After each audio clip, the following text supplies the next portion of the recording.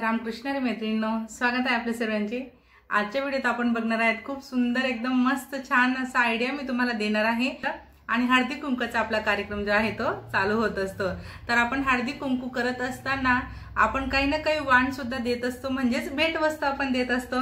तर भेट वस्तू मार्केटमधून न आणता जसं की मी शिवण काम करते आणि माझ्याकडे खूपच भरपूर कट पीस मध्ये कापड अवेलेबल आहेत, तर मी ह्याच वेस्टेज कापडांपासून खूप सुंदर असं छान एकदम मस्त बनवून तुम्हाला दाखवते। तर आजचा व्हिडिओ पूर्ण शेवटपर्यंत एंडिंग पर्यंत बघा, कुठे स्किप नका करू, स्किप न करता पूर्ण बघा, म्हणजे तुम्हाला कळणार आहे। ज्या नवीन शिकणार आहेत, ज्यांना फक्त मशीन चालवता येते त्यांना देखील जमेल एवढ्या सोप्या पद्धतीने मी तुम्हाला आजच्या व्हिडिओत एकदम मस्त सविस्तर सांगणार आहे। आणि मी तुम्हाला बटवा तसंच बॅग, ओटीची जी पिशवी असते ते असं वेगवेगळ्या प्रकारचं काहीतरी दाखवण्याचा प्रयत्न करते। तर बघा, हा जो आहे तुम्ही कापड काढून ठेवलेला आहे, हे बघा नऊवारीचे जे काट आहेत, हे काट माझ्याकडे भरपूर असे अवेलेबल आहेत। तर मी ते तुम्हाला दाखवते। तसंच डिझायनर जे ब्लाउज येतात त्यांचे देखील छोटे छोटे काट असतात।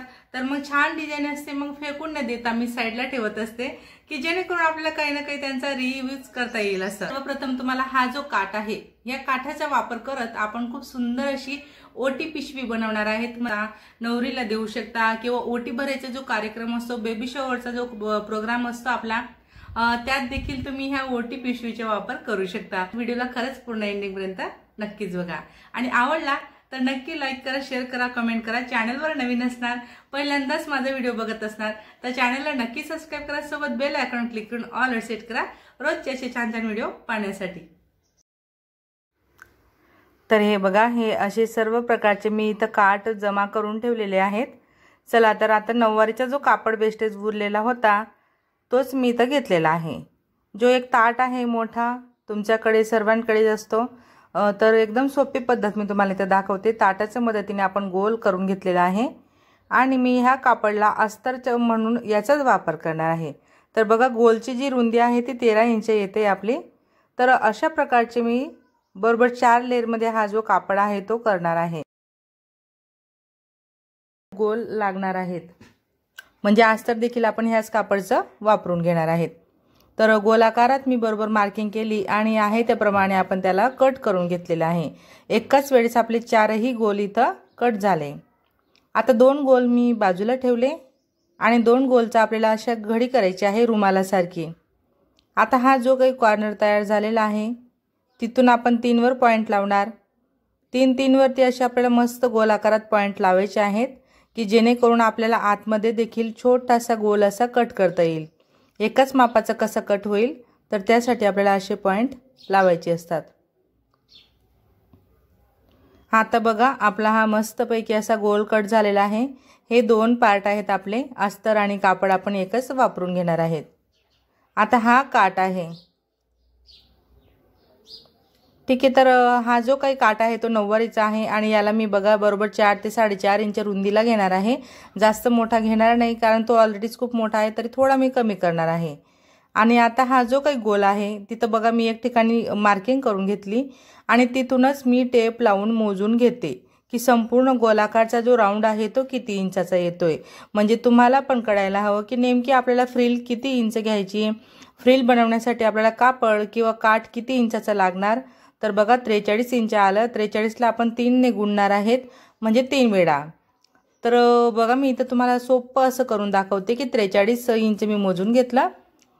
तिथूनच मी जो काट आहे तो डबल केला आणि अजून एकदा फोल्ड केला, म्हणजेच 3 लेयर मध्ये मी हे मोजून घेतलेलं आहे।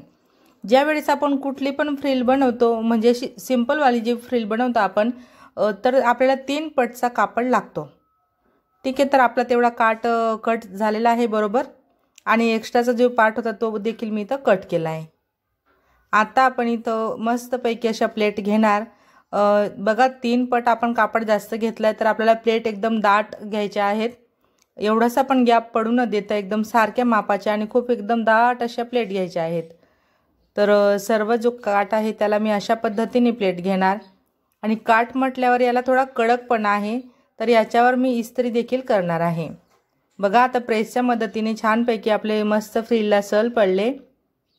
आता आपल्याला ही तयार झालेली फ्रिल कशावर लावायची आहे, तर हा जो मी मध्ये गोल कट केलेला आहे त्या पार्टवरती मी ही फ्रिल अटॅच करणार आहे। दोन्ही पार्ट सोबत आहेत। बघा सीधी बाजू आहे आपल्या गोलची, त्यावर आपण फ्रिल उलट करून लावून घेत आहे, म्हणजे आतमध्ये जाते आपली संपूर्ण फ्रिल। तुम्ही नीट लक्षपूर्वक बघा, म्हणजे तुमच्याने चूक नको व्हायला शिवत असताना की आपण कुठल्या गोलवर फ्रिल आणि कशा पद्धतीने लावून घेतलेले आहे। थोडासा कापड मी इकडून देखील सोडलेला होता, आता तिकडून पण आपण 1 इंचाचा असं लांबूनच काढत बाहेर जॉईंट दिलेला आहे। जॉईंट दिल्यानंतर आपण परत एक प्लेट टाकत संपूर्ण इथं स्टिचिंग करणार आहेत। आता हा जो आपण आपला पूर्ण गोल आहे तो पूर्ण गोल आपल्याला वरून ठेवायचा आहे, ठीक आहे। आपला जो अर्धा गोल होता आतमध्ये त्याच्यावर आपण फ्रिल लावून घेतली। पूर्ण गोल वरून ठेवत संपूर्ण गोल आकारावरती आपल्याला टिप टाकायची आहे। व्यवस्थित अशी आपल्याला मस्त एवढंसं पण इकडे तिकडे कमी जास्त न होऊ देता तिथे छानपैकी टिप टाकून घेतली। आता आपण याला असं पलटवून घेतलेलं आहे। पलटवत आता आपण इथे दाबटीप टाकणार आहेत, ठीक आहे। संपूर्ण गोल आकारावरती आपण दाबटीप टाकून घेणार।